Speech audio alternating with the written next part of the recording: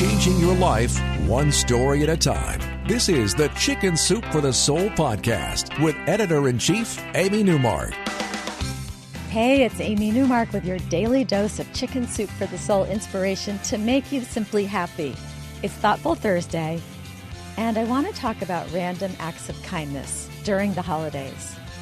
Don't be surprised if you start looking for someone you can help after you hear these stories, which, by the way, are both from our new book, Chicken Soup for the Soul, The Joy of Christmas. The first story is called Kindness of a Stranger, and it's by Edie Schmidt. She tells us that it was Christmas time, and she had promised her son a bicycle. But then life's little catastrophes happened, and the money she had put aside for Christmas just plain disappeared. So one day, she was standing in front of the bicycle display at the store anyway, even though she couldn't afford them, and she walked back and forth in front of the display, but there was nothing that she could buy for her son, and standing there staring at them wasn't going to change a thing. But then a man walked up beside her, and he began to make small talk about the bikes. He wanted to know which one she was getting, and when she told him about her promise to her son, but that now she couldn't afford to buy him a bike, he asked her which one she had been hoping to get. And the next thing she knew, he was telling her that he would carry it to the register for her, which was confusing because she had just told him that she couldn't afford to pay for it. But then that nice man explained that he was going to buy the bike for her son. And he did. And then he even carried it to her car. She kept trying to give him what little money she had, but he wouldn't take it. He just slid that big box into her trunk, said Merry Christmas, and disappeared in the parking lot. 15 years passed, and then Edie found herself standing in that same store. But this time, her finances were in much better shape, and she overheard a pregnant woman in the next aisle quietly telling someone that she couldn't afford to buy what she needed for her unborn baby.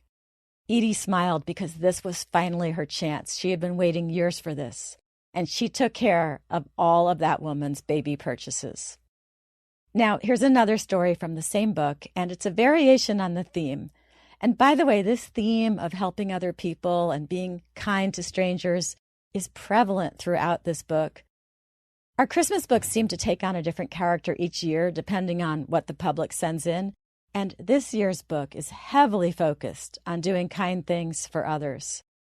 So in this story, Sylvia Bright Green tells us that she was hurrying along the street one December day when she found an elderly, white-haired man in front of her. He was shuffling along with his head down, and he was wearing a frayed coat and baggy old pants, and he definitely looked like a homeless derelict. She felt sorry for this lonely-looking guy, and she wanted him to know that someone cared, so she smiled at him, and she started making small talk about the cold weather. He ignored her for a few seconds and kept walking, and then he seemed to change his mind, and he turned around, and he thanked her for talking to him and being friendly. He said he hardly ever experienced that anymore.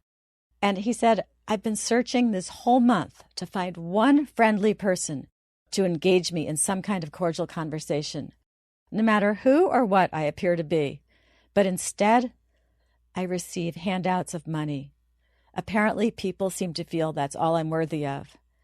And then this man, who had looked kind of sour a moment ago, smiled, and his eyes began to twinkle. And Sylvia impulsively said to him, hey, would you like to go have lunch? And they went off to a nearby cafe, and they ate great food, had great conversation, and then Sylvia reached for the check. But that old man, who she had thought was homeless and had no money, said, oh, no, you don't. This is my gift to you for restoring my faith that there's still congeniality in the hearts of mankind. He paid for that lunch, gave her a hug, and then he strode off, calling out, Merry Christmas, Fides Achates, and I'm sure I pronounced that wrong, but Fides or Fides Achates means trusted friend in Latin. So now I'm thinking that this guy was probably some learned professor who just didn't pay attention to his clothing. But anyway, Sylvia had reached out, followed her impulse to be charitable, and had a wonderful Christmas season experience as a result. So those are two examples of stories from our new Christmas book.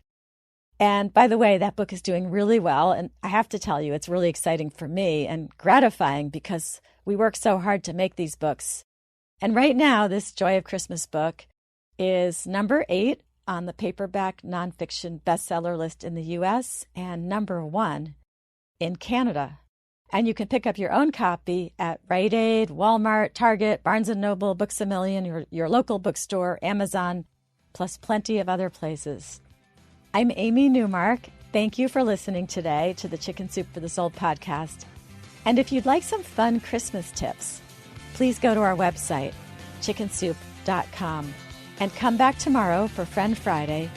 I'll be talking with psychologist Dr. Elizabeth Lombardo about some easy ways you can relieve holiday stress.